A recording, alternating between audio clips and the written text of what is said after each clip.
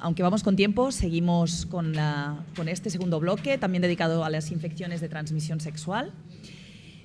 Y empiezo presentando, y es un placer siempre presentar, a la doctora Maider Arando, que nos va a hacer una actualización sobre sífilis y gonococia. La doctora Arando es infectóloga del Servicio de Enfermedades Infecciosas de Vallebrón, de la Unidad de Infecciones... no te veía, te estaba buscando. De la Unidad de Infecciones de Transmisión Sexual de Drassanas. Muchas gracias, Maider.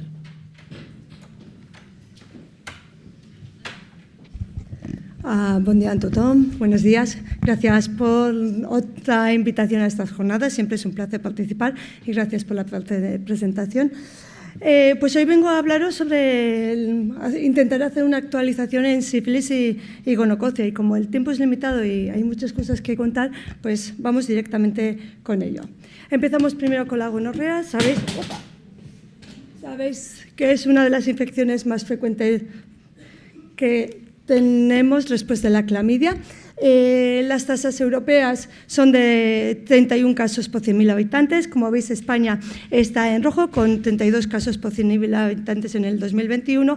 Y no sé a Cataluña con qué color nos pondría, ¿no? Como veis, las últimas tasas, los últimos datos que tenemos del 2021, tenemos unas tasas de 86,2 casos por 100.000 habitantes. Realmente, como hemos dicho, es frecuente que después de la clamidia, pero la impresión que tenemos en nuestra unidad que es que este año está superando a la clamidia. Estos datos comparativos desde el 2021, como veis, sí que en ese momento la clamidia era bastante más frecuente que la gonorrea. El año pasado, en el 22, ya no sé ni qué año vivo, en el 2022 empezaron a igualar, aunque todavía seguía ganando la clamidia, pero este año la impresión que teníamos y que los datos lo corroboran es que la gonorrea estaba ganando a la clamidia. No sé si será una tendencia, si será un hecho puntual, a final de año lo sabremos, pero parece que la prevalencia de gonorrea va en aumento aquí en Cataluña, bueno, por lo menos en nuestra unidad. El núcleo gordo del gonococo pues son las resistencias, ¿sí? Sabéis que el gonococo se ha hecho casi resistente a casi todos los tratamientos antibióticos que hemos utilizado. Sí, estos son los datos del 2020, donde vemos la evolución de las resistencias. Sigue siendo más del 50% resistente al ciprofloxacino, aunque ya no se utilice. Y lo que sí que hemos visto es que en los últimos años ha aumentado la resistencia a la acitromicina y sí que hemos ganado la sensibilidad a la cefixima. Hagamos un poquito de historia. En el 2012 había bastantes cepas con una sensibilidad reducida a las cefalosporinas, ¿no? Como veis en el mapa, España estaba con más del 5% de cepas con sensibilidad reducida a la cefixima. En Barcelona tuvimos 2 casos de resistencia a la ceftriaxona y viendo lo que estaba ocurriendo en ese momento ya se comenzó a plantear realizar tratamiento dual para el tratamiento del gonococo, ¿no? Se aumentaron las dosis de ceftriaxona a 500 miligramos y se añadió la citromicina como tratamiento del gonococo, no para cubrir la clamidia, sino para cubrir el gonococo. Con ese aumento de las dosis, lo que hemos visto es que sí que hemos mejorado la sensibilidad a las cefalosporinas. Como veis, en el 2020 no se ha identificado ninguna cepa resistente a la cefixima, pero ¿qué es lo que ha pasado? Es que hemos aumentado las tasas de resistencia a la citromicina. En el 2012 no había ninguna cepa resistente y en el 2020, como veis, ya estamos con más del 5% de cepas resistentes a la citromicina. Este hecho que hemos ido viendo en el tiempo ya hizo que en el 2018 las guías inglesas aconsejaran aumentar la dosis de ceftriaxona y ya no realizar tratamiento dual, ¿vale? Entonces, desde entonces ya estamos tratando el gonococo únicamente con 1 gramo de ceftriaxona. Las dosis depende de las sensibilidades que tiene cada lugar, va variando, ¿vale? En Estados Unidos la dosis aconsejada es de 500 miligramos y Europa, como abarca tantos países tan diversos, pone como primera línea tanto la ceftriaxona 1 gramo como el tratamiento dual ceftriaxona con acitromicina. Desde el punto del diagnóstico, ¿qué novedades tenemos? Pues seguimos ahí poniendo en marcha test de point of care basados en los test de amplificación de ácidos nucleicos. Aquí tenemos bastante experiencia en el GenExpert, en Rasanas Express, que lo que conseguimos es tener diagnósticos en pacientes asintomáticos en 2 horas y poder realizar tratamiento en 24 horas, con lo que intentamos así cortar la cadena epidemiológica. Pero el futuro va más para allá. Yo soy incapaz de explicaros, pero se está intentando generar nuevos test que se pueden hacer en casa utilizando el móvil, ¿vale? Utilizando megatofluidos, que soy incapaz de explicar, pero la intención es que la gente ya se pueda hacer test de gonorrea en su casa.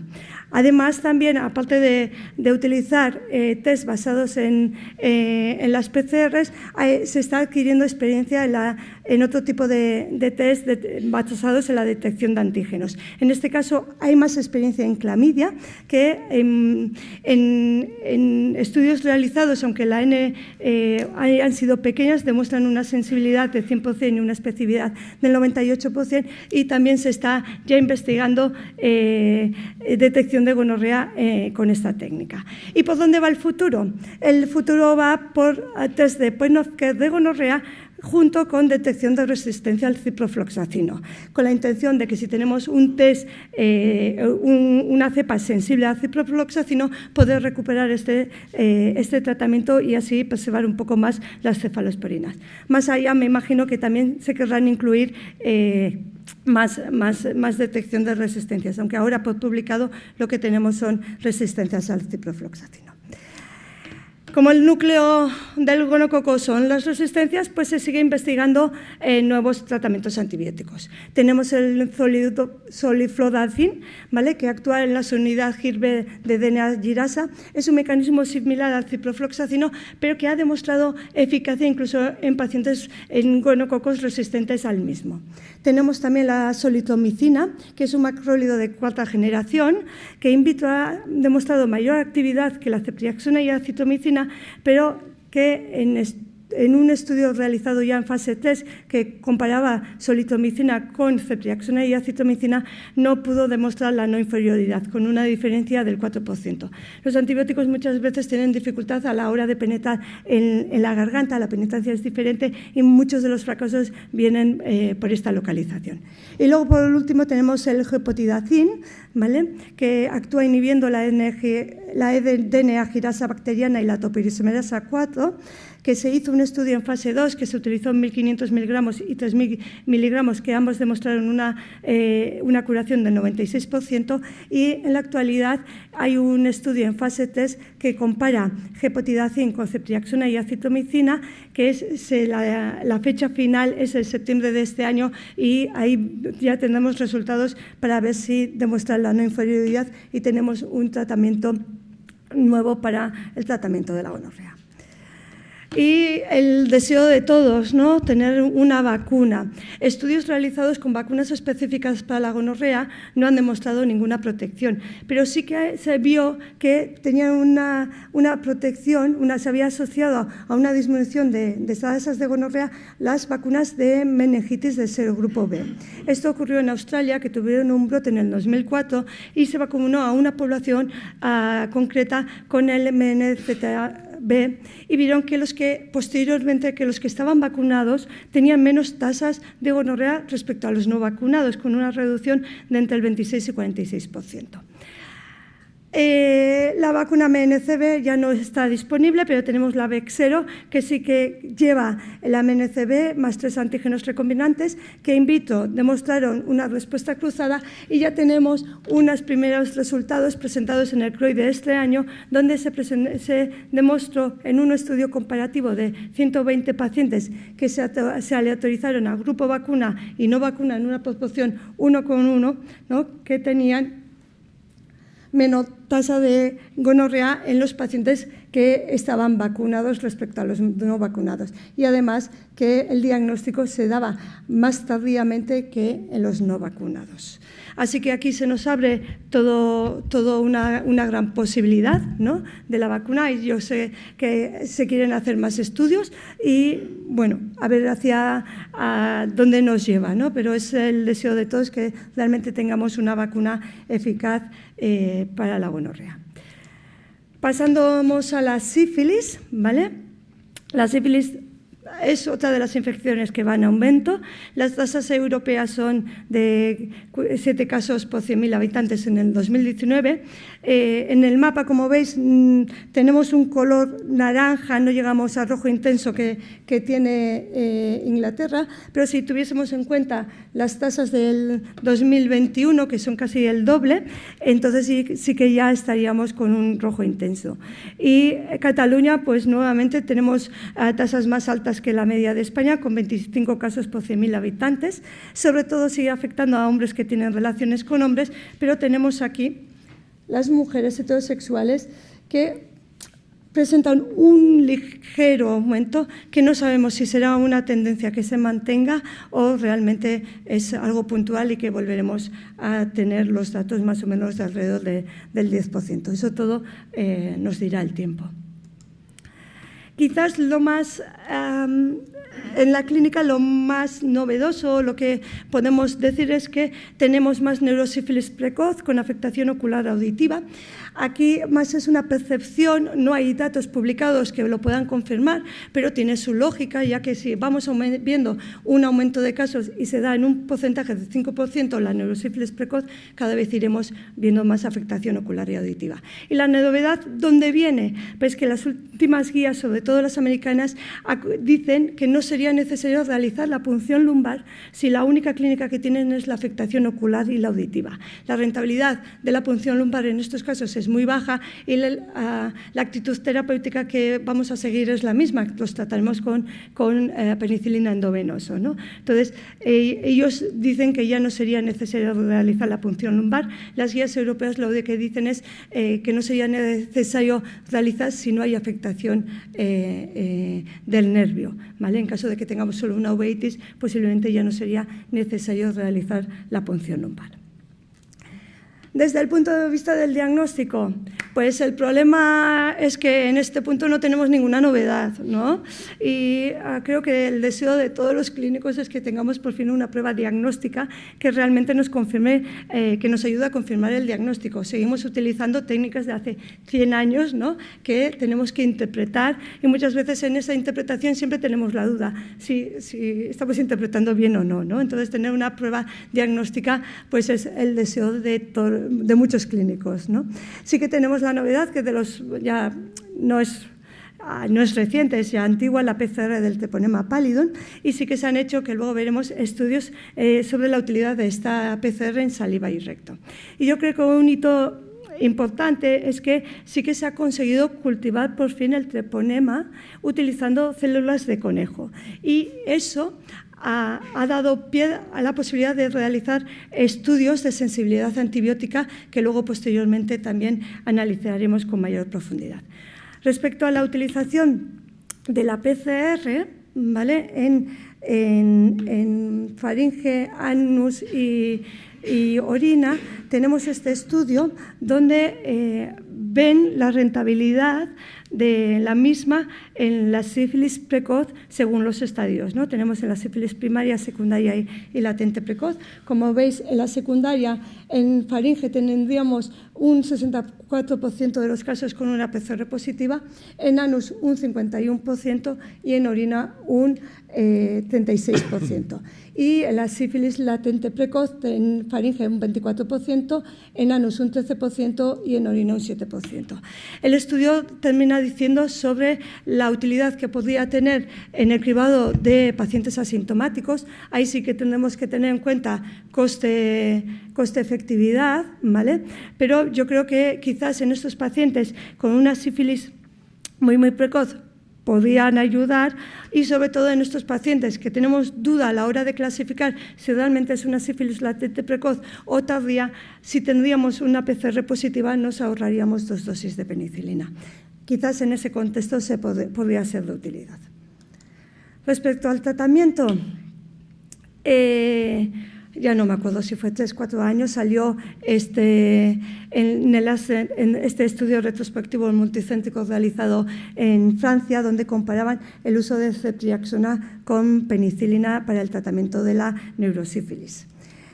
En ese estudio lo que se veía es que la ceftriaxona era igual de eficaz que la penicilina, incluso en algún caso salía como la sífilis ótica salía que era más eficaz que la penicilina.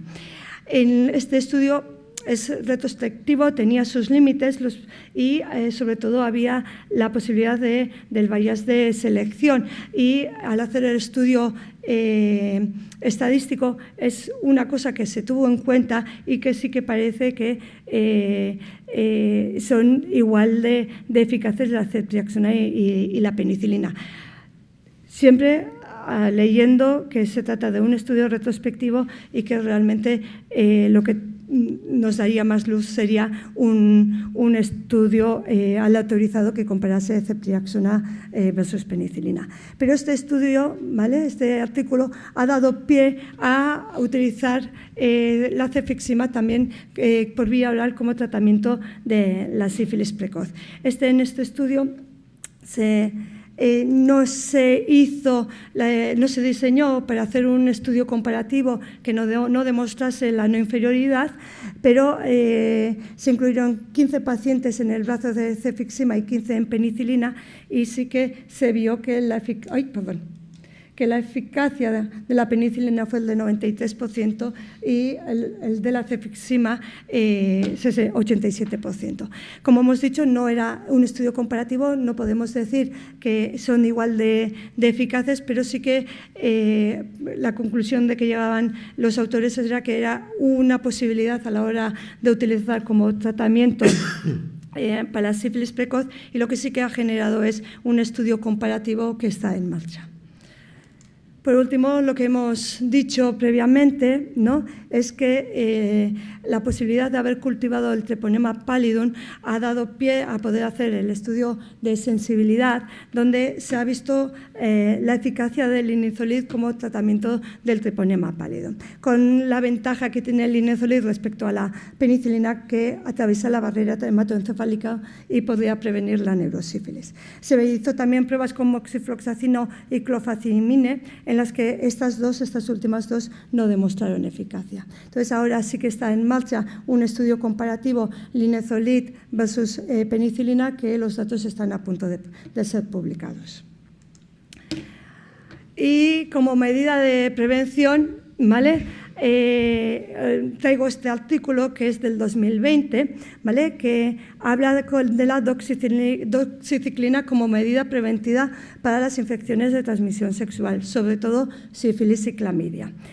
En ella hacían una revisión de los artículos ya publicados, ¿vale?, y tenemos una de ellas que es doxiprep, ¿vale?, que sería tomar 100 miligramos de doxiciclina cada día, en este caso durante un año, y en este estudio lo que sí que se vio es que la N era pequeña, la N era de 30, y lo que se vio es que si se analizaban juntamente la reducción de gonorrea, clamidia y sífilis, salía significativa, y si se analizaban de forma separada gonorrea y clamidia o sífilis, en esos casos no salía significativa. Los autores llegaban a la conclusión de que la N pequeña podría ser una de las causas para no encontrar la diferencia si se analizaban individualmente y globalmente, que tendría más significativo, ¿no? Pero teníamos esta, que es la doxiprep, y esta otra del 2015 que se hizo en el contexto del IPERGAI, donde se hace la doxy-PEP. ¿Vale? La doxy-PEP es realizar, tomar doxiciclina 200 miligramos entre 24 horas y 72 horas después de haber tenido alguna relación de riesgo, con máximo 3 dosis en una semana, y ahí sí que se demostró una reducción de las ITS de un 70%. ¿Vale? Esto es a nivel global, y aquí tenemos de forma individualizada la clamidia, ¿vale? Donde sí que se demostró la reducción, y la sífilis. ¿Vale? En la gonorrea y en el Mycoplasma genitalium las reducciones no eran significativas. Luego había un modelo matemático realizado en Australia, que este era únicamente para la sífilis, donde era doxy-PrEP, que llegaban, con el modelo matemático, llegaban a la conclusión de que después de un año se podría ver una reducción del 50% en la sífilis y un 85% a los 10 años. ¿Vale? Y luego el artículo traía los estudios que estaban en ese momento en marcha sobre doxy-PrEP y doxy-PEP, de las cuales ya tenemos 2 resultados, las 2 de doxy-PEP. Este es el estudio hecho en Francia, que se presentó en el CROI, ¿vale? Donde se estudiaba en pacientes que estaban, pacientes HSH que estaban en PrEP, ¿vale? Y se vio que había una reducción de clamidia del 76% y de la sífilis en un 55%, ¿vale? El otro estudio está hecho en Estados Unidos, ¿vale? También es doxy-PEP, y hicieron el estudio en pacientes que viven con VIH y en pacientes o en usuarios de PrEP, ¿vale? Entonces, ahí se vio en global una reducción del 62% en pacientes que viven con VIH y un 66% en los usuarios de PrEP. Y si vemos ya por separado, también veían la disminución de tasas de infección en la gonorrea, en las 3 localizaciones. Hay que decir que en Estados Unidos las tasas de resistencia del gonococo son menores que en Europa, ¿vale? Ahí sí que se vio una reducción del gonococo, de la clamidia y de la sífilis. Es una medida preventiva que está demostrando eficacia. Tiene sus efectos colaterales o efectos secundarios, que es toda la implicación que puede tener realizar el tratamiento antibiótico en la microbiota, pero los datos realmente son buenos. Y para la vacuna de la sífilis, para acabar, pues el estudio del genoma está ayudando a seguir investigando en tener una vacuna para la sífilis. No está siendo sencillo, está en proceso, esperemos que lo podamos conseguir, pero no es algo que lo tengamos en un futuro cercano. Como conclusión, pues son infecciones, tanto la sífilis como la gonorrea, que van en aumento. Desde el punto de vista del diagnóstico, el futuro está en los test of care, que incluyen test de resistencia, y en la sífilis, no sé si es el futuro o mi deseo, yo creo que es más mi deseo, que se pueda investigar nuevas técnicas diagnósticas que nos ayuden a confirmar el diagnóstico. Y en ambas infecciones se sigue investigando nuevos fármacos y vacuna. Esto sería todo. Gracias.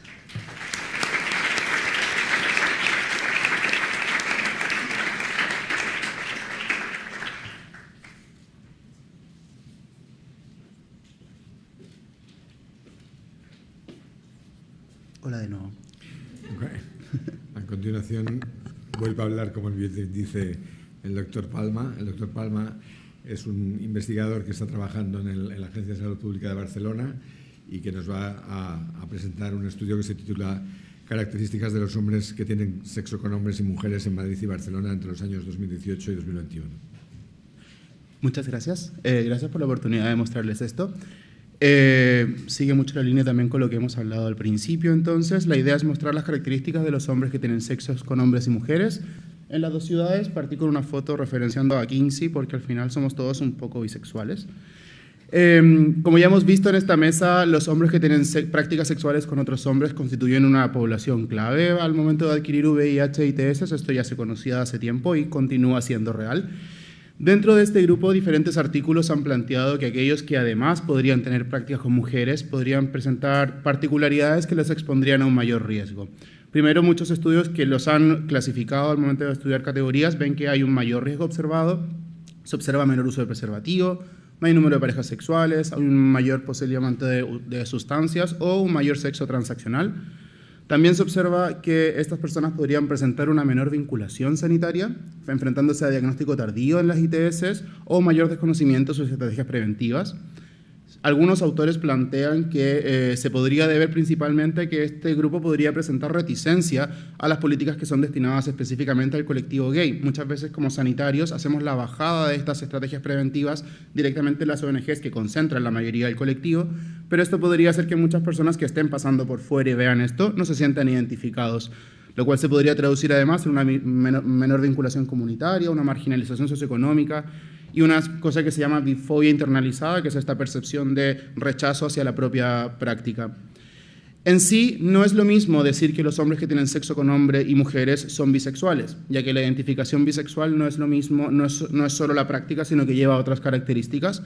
Y lo que sí nos enfrentamos es que muchos estudios, cuando son cuantitativos, categorizan en un solo grupo a todos los hombres que tienen sexo con hombres y mujeres, invisibilizando la complejidad que podría haber en este grupo.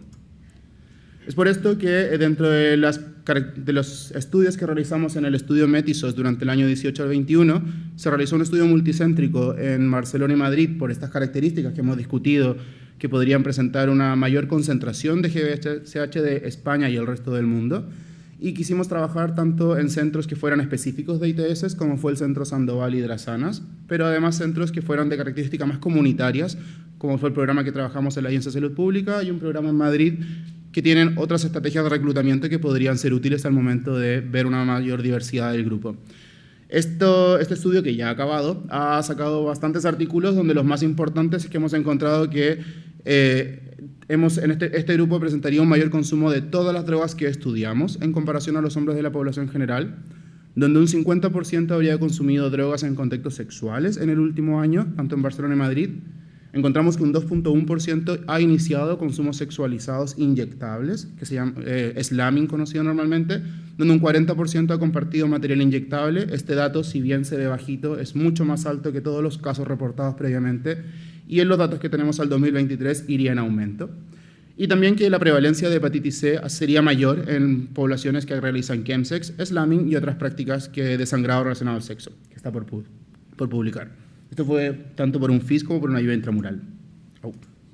Entonces, el objetivo de este trabajo fue evaluar las características demográficas y los factores de riesgo de este colectivo de hombres que tienen sexo con hombres, según sus prácticas sexuales con mujeres en Barcelona y Madrid, pero además según la frecuencia y la vivencia de la sexualidad.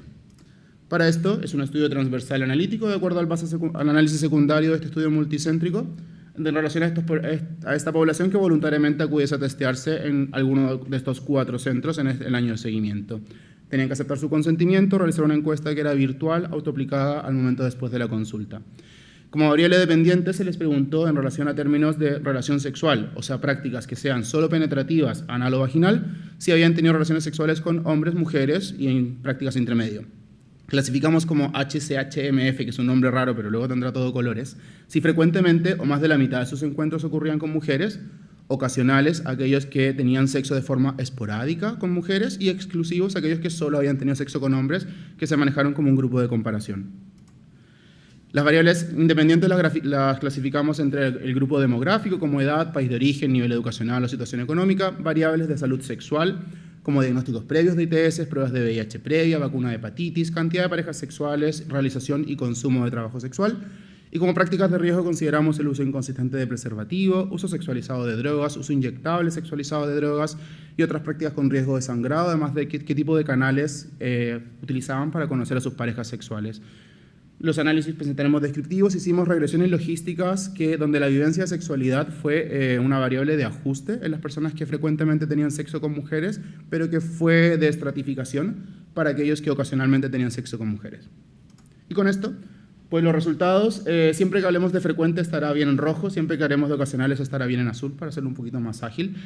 No habían diferencias de procedencia, sin embargo se observaba que el grupo que exclusivamente tenía sexo con hombres tenía una mayor se asociaba a estar más empleado, a tener mayores estudios universitarios y vivir su sexualidad libremente. Mientras que el grupo que tenía sexo frecuentemente con mujeres, significativamente vivía su sexualidad mucho más escondida o en secreto.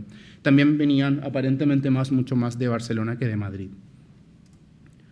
Aquellos que frecuentemente tienen sexo con mujeres, al lado ya se ve variado y acá ya el logístico, se observaba que al menos casi la mitad tenían en el último año sexo sin preservativo con una mujer, un 15% accedía a realizarse el test por primera vez a la consulta, casi un 20% no había recibido alguna vacuna de hepatitis A o de hepatitis B al momento de la consulta y un 60% desconocía la recomendación de vacunarse en este colectivo. Un 21% consumía trabajo sexual masculino y, a diferencia de los otros dos grupos, un 5% conocía a sus parejas en prácticas de cruising, que implica un sexo más furtivo con personas generalmente desconocidas. A nivel de los análisis multivariados, vemos que este grupo se asoció a tener una mayor edad, provenir de países europeos fuera de España, lo cual lo vemos bastante, gente que de repente migra a España por las características de este país. Se asoció mucho más a vivir su sexualidad de forma discreta o escondida en silencio, no haber realizado una prueba de VIH antes y tampoco haber recibido un diagnóstico previo de sífilis antes de esta consulta. El grupo que ocasionalmente tenía sexo con mujeres, por otro lado, encontramos significativamente un mayor uso de sexo y alcohol en la vida, sexo, alcohol y drogas en la vida, prácticas de chemsex en el último año, ejercicio de trabajo sexual, sexo sin preservativo con parejas VIH positivas alguna vez en la vida, significativamente mayor uso de prácticas de slamming o esto de las drogas inyectables, con uso de mayor de inyección de drogas en general y también uso mayor de esteroides anabólicos inyectables.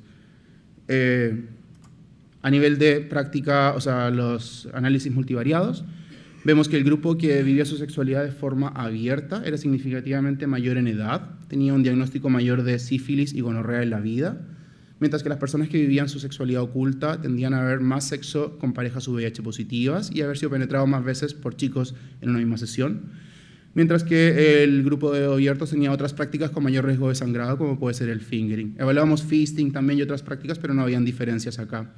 Ambos grupos asociaron a compartir material de ducha anal, que es una práctica que estamos viendo que pudiese ser algo común de repente en fiestas sexuales en casa privada y que podemos visto que se puede haber asociado a lo mejor a un aumento de brotes de hepatitis. Ambos también presentaban más uso de alcohol, menos de 10 veces, más de 10 veces, o uso de drogas antes o durante el sexo.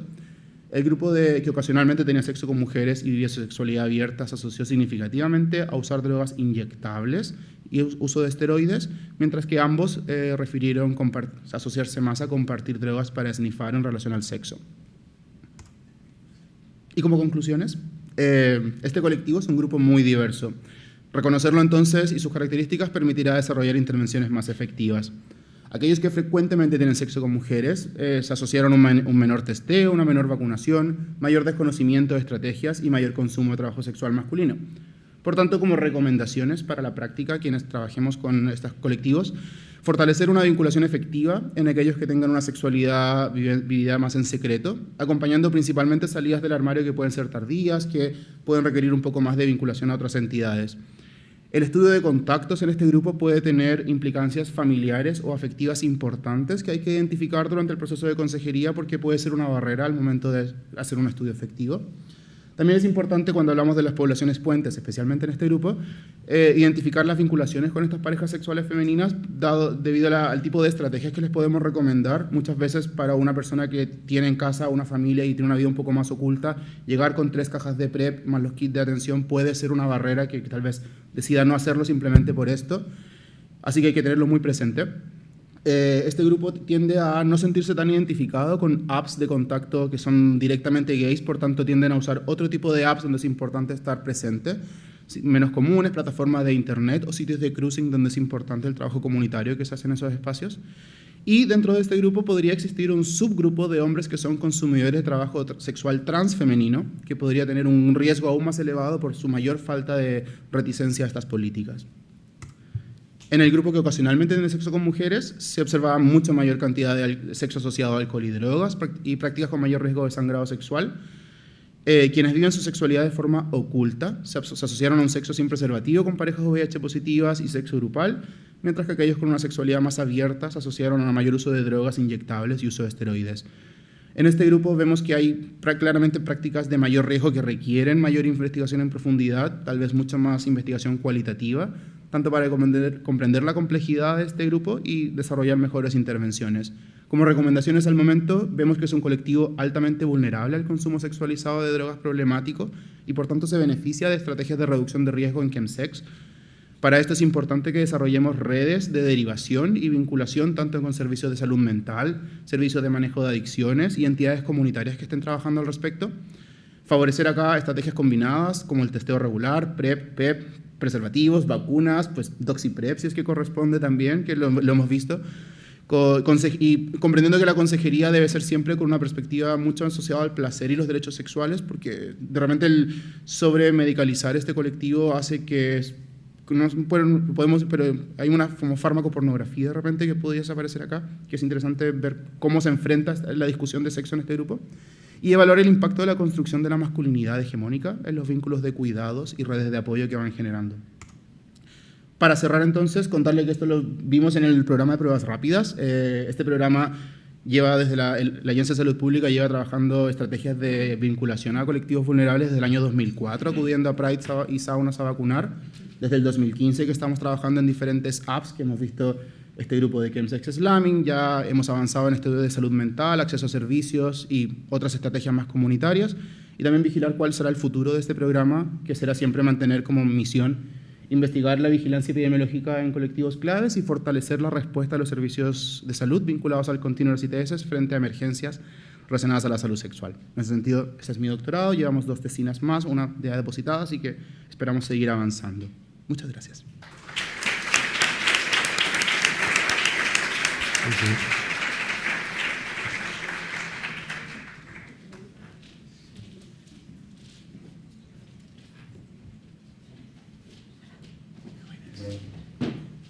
Bueno, muchas gracias. ¿Preguntas en la sala? ¿Empezamos nosotros? Maider, empiezo contigo con una duda. ¿La doxy pre o post va a cambiar en las estrategias de detección de ITS en estos pacientes?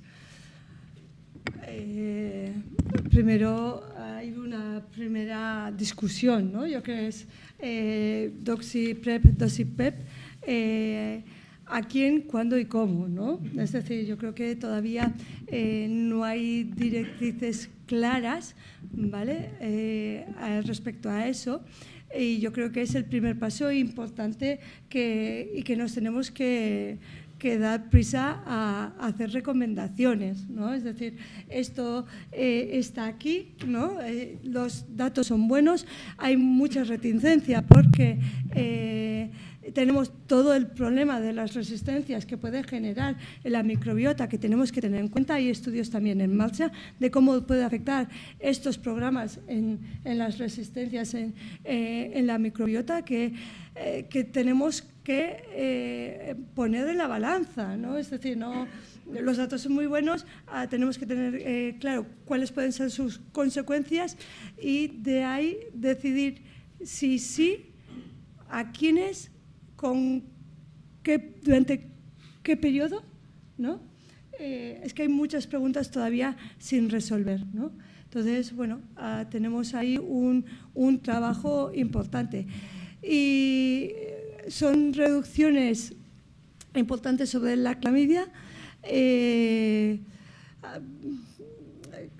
una buena pregunta. Yo creo que hoy por hoy no. Hoy por hoy no. Porque yo me imagino que son en los pacientes que, si se implementan en los pacientes que más riesgo de padecer ITS tienen, en el núcleo más con mayor factores de riesgo, y yo creo que esos pacientes, aunque tengamos una reducción del 50% de la sífilis, yo creo que tenemos que seguir realizando cribados. Porque entiendo que gono y micoplasma se van a escapar. Aquí probablemente sí. aquí probablemente sí. Aún y todo, seguimos utilizando la doxiciclina para el tratamiento de micoplasma, con la que conseguimos reducir la carga bacteriana que tenemos y luego añadimos un tratamiento antibiótico para terminar de eliminar.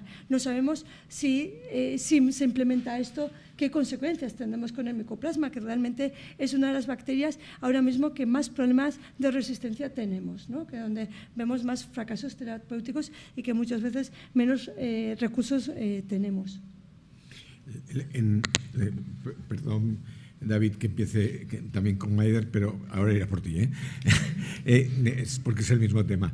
A ver, el tema es decir, si vemos un estudio de eficacia de estas características, en que ves datos que pueden ser alentadores, pero todavía no tenemos los datos ecológicos necesarios para poder saber si esto se puede generalizar o no se puede generalizar, realmente podemos tirarnos a esa piscina cuando sabemos la velocidad a la que se desarrollan los fármacos y cuando sabemos que realmente la doxiciclina sigue siendo un fármaco imprescindible para algunas enfermedades muy concretas que no podemos perder.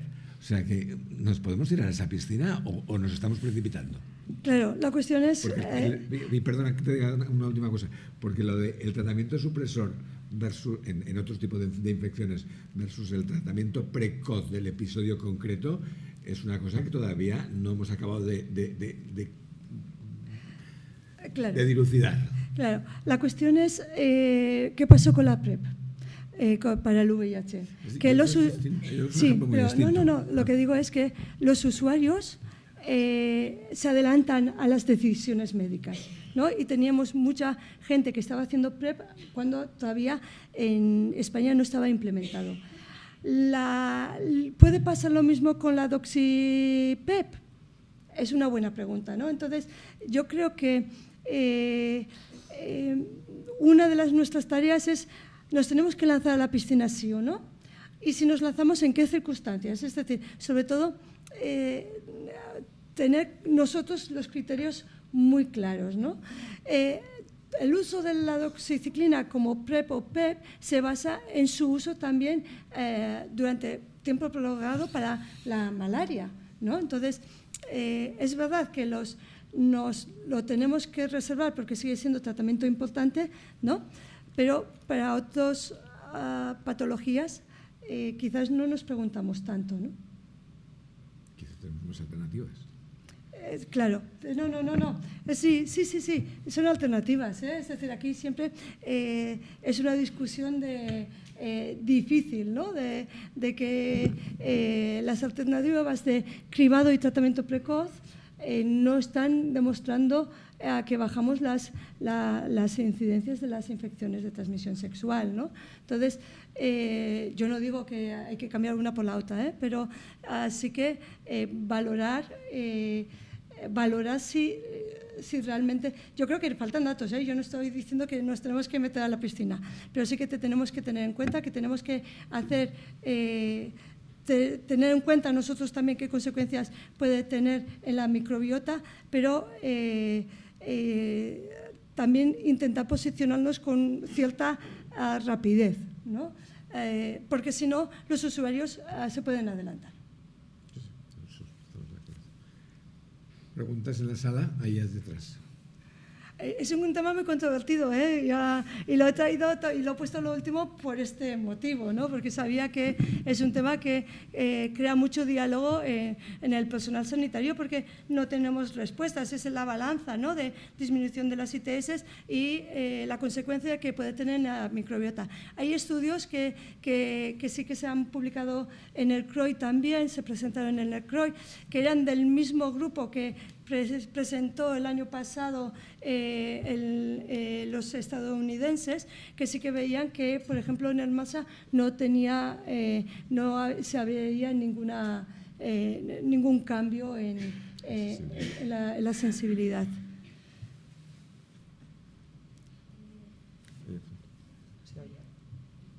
¿No? ¿Le ayudan? No se oye el micrófono. No. Tienes una persona al lado tuyo que te puede ayudar, quizá.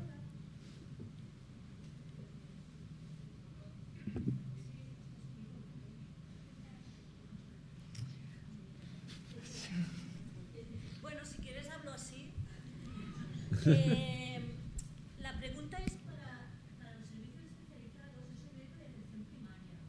Entonces, muchas veces lo que veo es que nos faltan recursos para diagnosticar. Básicamente, la forma más rápida de diagnosticar el trabajo en un campo de gracia es derivar al paciente a checkpoint, ¿vale? Pero nos estamos dejando todo un pool de pacientes que no van a checkpoint, por lo que sea, o porque son mujeres que tienen sexo con hombres, con mujeres, o sea, que no son usuarios típicos de checkpoint, que las unidades de ITS no están abiertas siempre, no las tenemos, y que las pruebas que tenemos por hombre tardan 3 o 4 días, y para mujeres, o lo tienes automuestra, o bien no tienes material para cogerlo porque tiene que subir a la SIR, ¿no? Porque no tienes espéculo. Y si lo tienes, no tienes una camilla adecuada para hacerlo. Entonces, yo creo que el protocolo que seguimos es el que dice, si tú lo sospechas, trata, ¿no? Entonces, el paciente que te viene o que ha tenido práctica sexual de riesgo o que te viene con un síntoma que tú puedes imaginarte, ya le tratamos. Entonces, con la subida de las resistencias, tampoco creo que sea un protocolo que tengamos que hacer mucho, en el sentido que vale que es el que más previene las enfermedades, pero claro, es que estamos tratando a gente que 2 días después ves que no tiene ninguna ITS. Entonces, no sé si se podría, ya que atención primaria viene mucha gente, muchos jóvenes vienen igualmente, sabemos sus prácticas sexuales porque nos las cuentan y conoces al paciente, no sé si podríamos hacer un esfuerzo de coordinación para tener test rápidos también en atención primaria, porque es que si no, infradiagnosticamos y sobretratamos, y justamente son unas enfermedades que no se pueden infradiagnosticar porque son infecciosas y no se pueden sobretratar porque hacen resistencias. Entonces, claro, me cuesta a mí entender con una atención primaria que la manera más rápida de diagnosticar y tratar a una persona sea enviarla fuera de la sanidad pública, ¿no?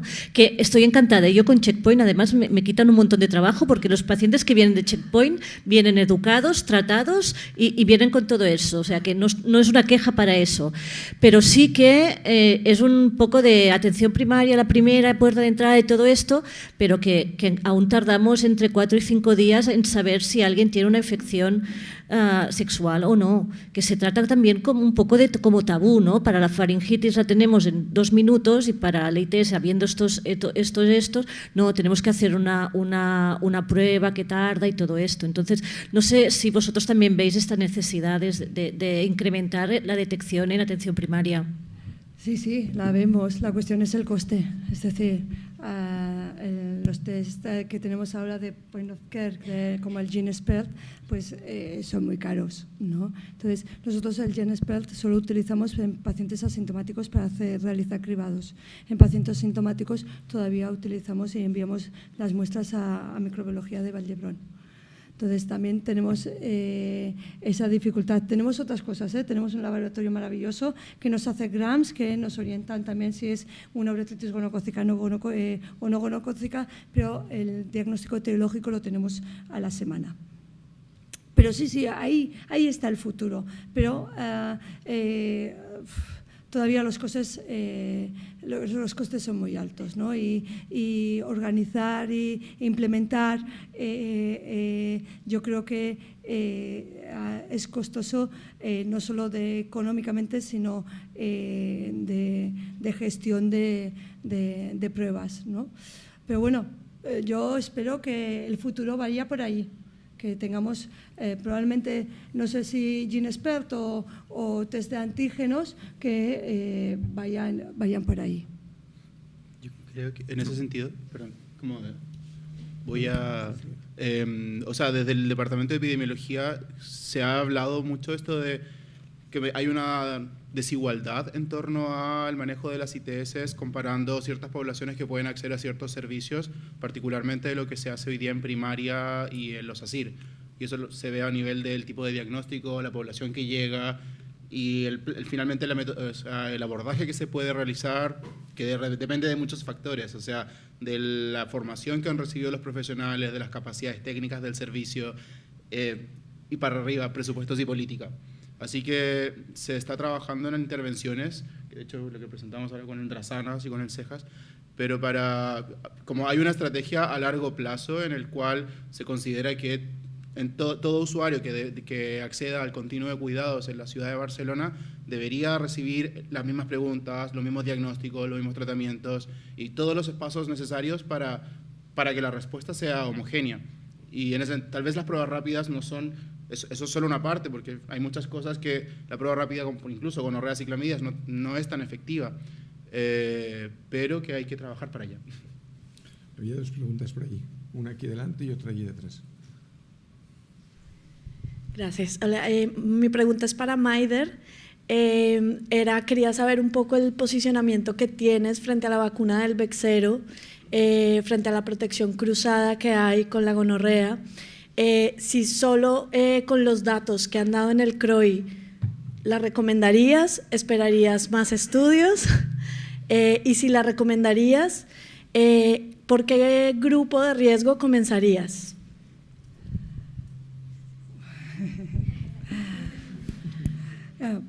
Los datos son una presentación de CROI. Yo esperaría primero a disponer del artículo donde podamos realmente ver, ¿no? Poder analizar mejor, ¿vale? Cómo está realizado el estudio, porque también está hecho en un contexto de que estaban en Doxy-PEP, ¿vale? Entonces, bueno, yo creo que hay que analizarlo a fondo, ¿sí? Si hay más estudios en marcha, yo esperaría los resultados, pero si realmente demuestra una eficacia cruzada, yo sí que empezaría vacunación, sí. Y siempre la población de mayor riesgo.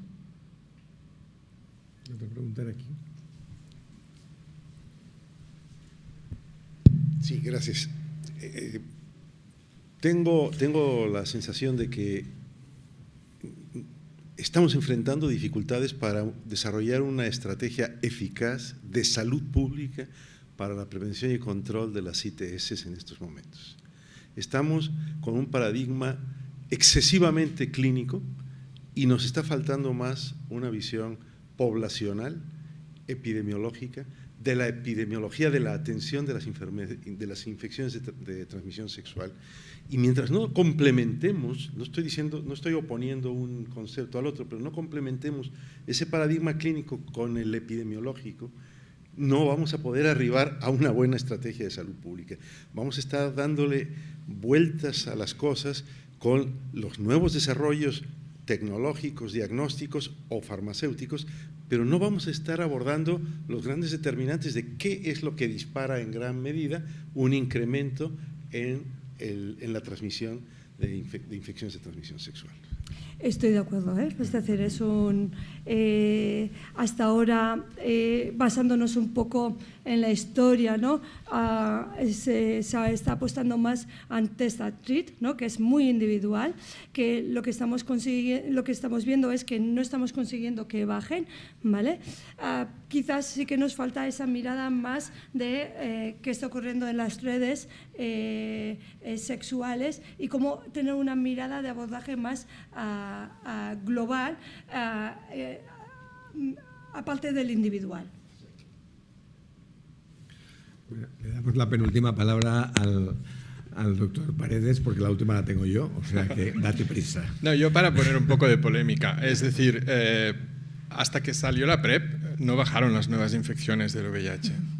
Entonces, y lo intentamos, y lo intentamos, y lo intentamos. Es decir, lo digo, estoy de acuerdo, no estoy en contra de que conozcamos, pero las intervenciones biomédicas han sido muy resultadas y hemos perdido mucho tiempo también, a veces discutiendo sobre el modelo biomédico, y me suena que la gente de Checkpoint han tenido 1000 discusiones siempre sobre este tema. Y a veces tengo la sensación también de que, bueno, hemos mirado lo de la microbiota, me interesa la microbiota, etcétera. Hasta ahora los resultados son buenos, y después lo que se ve es mucha resistencia también en la población general, es decir, la gente también tiene Yo solo quería defender un poco también el hecho de las intervenciones biomédicas como herramienta porque infecciones ahora, la mayoría de nuestros nuevos pacientes ya no vienen de Checkpoint, de hecho vienen de la población general, vienen de los CAPS, de los ASIRS, y yo más bien lo que creo es que tenemos que extender quizás con retoques y adaptado estos modelos a la población general, pero es para establecer un poco de polémica. Le quería hacer una pregunta a David, pero antes le quiero contestar a Roger. Yo creo que el pipeline de los antibacterianos ahora es muy distinto del pipeline de los antirretrovirales en el momento que empezó la PrEP, y es mucho más preocupante la situación actual que la que pasó hace 15 o 20 años. O sea que yo creo que en este momento nos lo tenemos que medir con más cuidadito porque vamos más lentos. Esta es la desgracia que tenemos. Pero la pregunta que quería para David, me ha gustado mucho tu estudio y te doy la enhorabuena. Yo tengo la sensación de que es un estudio que es un gran estudio piloto, pero que al fin y al cabo está basado en 2 centros que son 2 centros muy sesgados por el tipo de población que es atendida, y el hecho de que habéis intentado darle un menor sesgo utilizando el pruebas rápidas y el grupo de Madrid, que no conozco exactamente, pero supongo que se parecerá, no quita ese sesgo. Mi pregunta es, tengo la sensación de que, por lo menos en Cataluña, el porcentaje de pacientes, a pesar de lo que ha dicho la compañera, que se está tendenciando, por lo menos en nuestra área de salud, con enfermedades de transmisión sexual en primaria es altísimo, pero altísimo. Este tipo de gente que no quiere vivir la salud de una forma, no quiere vivir su sexualidad de una forma tan, digamos, explícita y tan fácil, y que no quiere utilizar este tipo de recurso que tiene las connotaciones que tiene, puede que esté oculto en otro sitio. Y la segunda pregunta que te querría hacer es, en el caso de que fuera así, ¿cuál es la solución? Porque todas las intervenciones que estamos haciendo se parecen mucho a lo que ya tenemos. Sí, entonces la primera pregunta, claro, como es un piloto, nos gustaría transformar este programa tal vez en una cohorte. O sea, creemos que los programas comunitarios tienen la posibilidad de acceder al espacio donde tal vez los centros específicos pueden generar algún tipo de barrera para cierto tipo de usuarios. Pero, bueno, eso es alguna estrategia que a lo mejor desde primaria podemos instalar pequeñas preguntas que puedan abrir un árbol de anamnesis, que puedan encontrar en la población general, hablar de sexualidad y hablar, como poner la barrera, eres una persona sexualmente activa, pues ya te toca una serie de prestaciones, tienes una sexualidad no monógama, pues ya te toca otra. Y tal vez solo con eso poder instaurar a lo mejor un modelo de atención que sea más democrático. Y lo otro es que el entender las barreras, o ver desde dónde vienen los diagnósticos, es algo que nos hemos preguntado y que queremos empezar ahora a analizar desde el 2017 en adelante, que empezaron las notificaciones ya de ITS, de dónde provienen las infecciones. O sea, ver cuál es la característica de aquellos que vienen de un centro más comunitario, que de repente Checkpoint, que tiene un alto número de notificaciones en un colectivo, cuáles son las diferencias de estas notificaciones con las que vienen de los CAP. Porque creemos que desde ahí podemos ver cuál es la población que acude a este lado y cómo intervenir ahí. Muy bien, pues nos hemos ajustado bastante bien al tiempo. El doctor Kaila hoy no nos puede reñir porque los 4 minutos que hemos perdido nos los habían robado los de la mesa anterior, o sea que lo hemos clavado.